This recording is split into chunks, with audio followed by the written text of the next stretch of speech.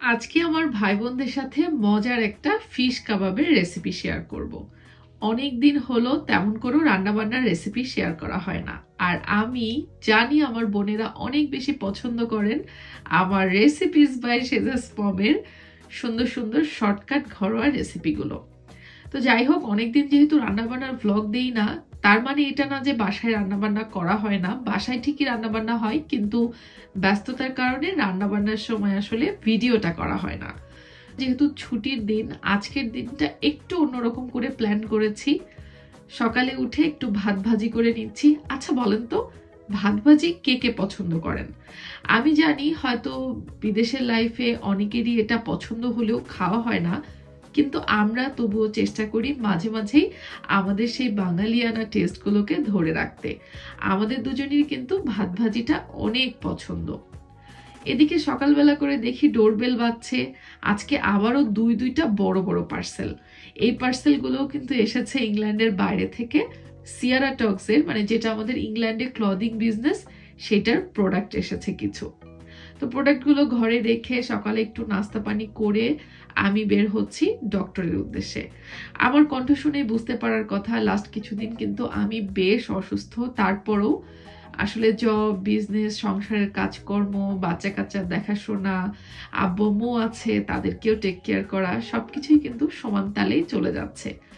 তো লাস্ট কয়েকদিন ধরে জিপিতে অ্যাপয়েন্টমেন্ট নিয়ে নিয়ে ঘুরছিলাম। পরে আমাকে ওরা কিছু ব্লাড টেস্ট আর চেস্ট এক্সরের জন্য টেস্ট দেয়। তো আজকে সেগুলোর উদ্দেশ্যে বের হয়েছি সকালবেলা করে। বৃষ্টি স্নাত দিন ছিল, উইকেন্ডের দিন। তো রয়্যাল মেলে আমাদের কিছু সিয়ারাটক্সের পার্সেল ছিল, অর্ডার ডেলিভারি, সেগুলো দিয়ে চলে আসছি আমরা হসপিটালের উদ্দেশ্যে।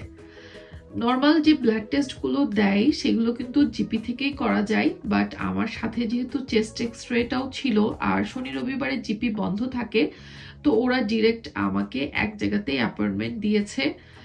জানি না আসলে কি কি টেস্ট। তো আপনাদের ভাইয়ার সাথে আসলাম, এসে বসে টেস্টগুলো করলাম। এখন বাসায় যাওয়ার পালা।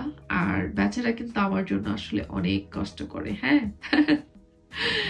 আসলে আপনাদের ভাইয়া অনেক করে এটা। টু বি অনেস্ট, আলহামদুলিল্লাহ, ওই যে বলে না, জড়িত উপরওয়ালা থেকে মিলায় দেয়। আল্লাহ হয়তো তেমনই একজন ভালো মানুষ আমাকে মিলিয়ে দিয়েছে। তো সবকিছু মিলে আলহামদুলিল্লাহ, লাইফে আসলে আপস অ্যান্ড ডাউনস থাকবেই। এই যেমন এখন আমার শরীরটা একটু খারাপ যাচ্ছে, সবাই একটু দোয়া করবেন যেন আমি তাড়াতাড়ি রিকভার করে নিতে পারি। আসলে আমার বেশ কিছু শারীরিক অসুস্থতা অনেক আগে থেকে চলছিল। আমি লং টার্ম মেডিকেশনে আছি এবং ছিলামও। তো সেগুলো আসলে আরেকটু জাকা দিয়ে বসেছে বলা যায়। তো যাই হোক, ট্রিটমেন্ট যেহেতু চলছে, চলবে। মানুষ হয়তো আজ আছি, কাল নাও থাকতে পারি, জানি না। আসলে অত কথা আমি আসলে বলতেও চাচ্ছি না, সামটাইমস আমি একটু ইমোশনাল হয়ে যাই। এনিওয়েজ, সবাই আমার জন্য একটু দোয়া করেন। আর ওই যে বললাম প্রথমেই, আপনাদের সাথে আজকে আমি একটা মজার ফিশ কাবাব রেসিপি শেয়ার করব। এখানে দেখতে পাচ্ছেন আমি কিছু রুই মাছ নিয়ে নিয়েছি। মোটামুটি এখানে 500 গ্রাম নাকি তার বেশি হবে, 500-700 গ্রামের মতো রুই মাছ ছিল। আমি আসলে মেপে নিইনি, আনুমানিক নিয়েছিলাম। সে মাছগুলো জাস্ট একটু লবণ হলুদ দিয়ে মাখিয়ে ভেজে নিয়েছিলাম, তারপর ঠান্ডা করে কাঁটাটা বেছে নিয়েছি। আলু সেদ্ধ করে নিয়েছিলাম। এখন একটু ধনেপাতা কুচি, একটু চিলি ফ্লেক্স, একটু ভাজা জিরার গুঁড়া, একটু ভাজা গরম মশলার গুঁড়া, লবণ, আর সাথে আমি সামান্য কিছু পেঁয়াজ বেরেস্তা দিয়ে এটাকে খুব ভালো মতো মাখায় নিব।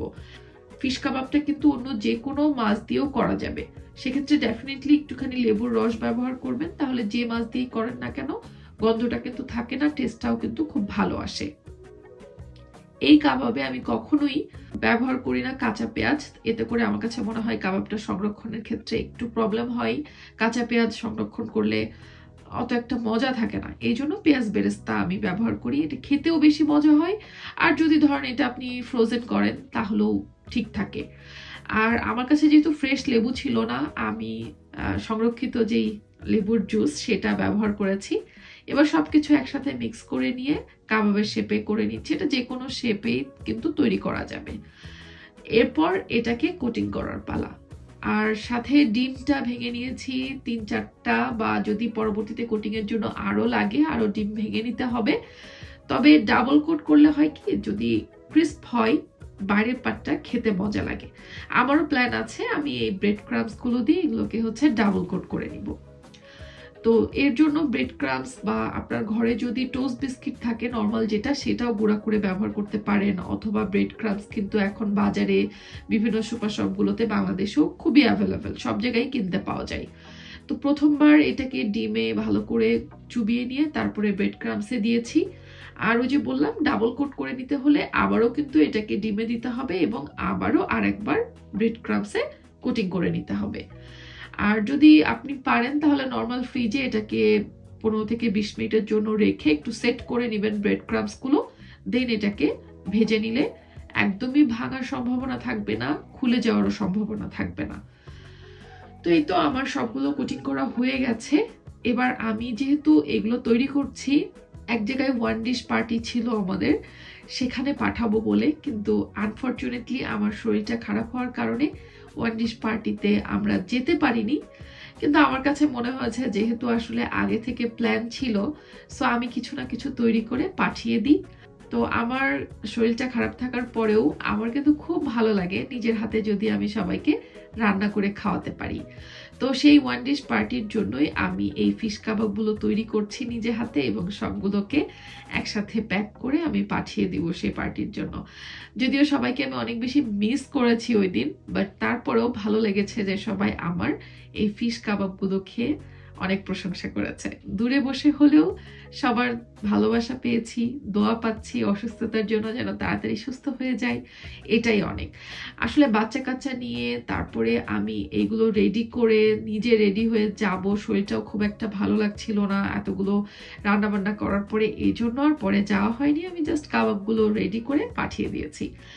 এই কাবাবগুলো কিন্তু আপনারা চাইলে সংরক্ষণও করতে পারবেন নর্মাল ফ্রিজে, জাস্ট 20 to 30 মিনিটস রেখে দিবেন। ব্রেড ক্রাম্বসগুলোর সাথে একটু সেট হয়ে গেলে এটাকে কোনো জিপলক ব্যাগ কিংবা এয়ারটাইট ব্যাগ অথবা কোনো এয়ারটাইট বক্সে করে ডিপ ফ্রিজে সংরক্ষণ করতে পারবেন মোটামুটি 1-1.5 মাস বা 2 মাসের জন্য। তবে হয় কি, যেহেতু এখানে বেশি পরিমাণ আলু দেওয়া আছে, আলু দেওয়া যে কোনো কিছু কিন্তু ফ্রোজেন করলে আলুর যে স্টার্চটা সেটা ভেঙে যায় আর একটু কেমন ঘেঁতো ঘেঁতো লাগে আমার কাছে মনে হয়। আমি জানি না, আমি আমাদের আঞ্চলিক ভাষা ব্যবহার করে খুব অভ্যস্ত। তো এই জন্য আলুর যে কোনো জিনিস ফ্রোজেন করা গেলেও খুব বেশি দিন ফ্রোজেন না করাই ভালো, কিংবা যদি সঙ্গে সঙ্গে তৈরি করে খাওয়া যায় তাহলে তো সব থেকে বেস্ট। তো এই ছিল আমার আজকের এই সহজ ফিশ কাবাব রেসিপিটা।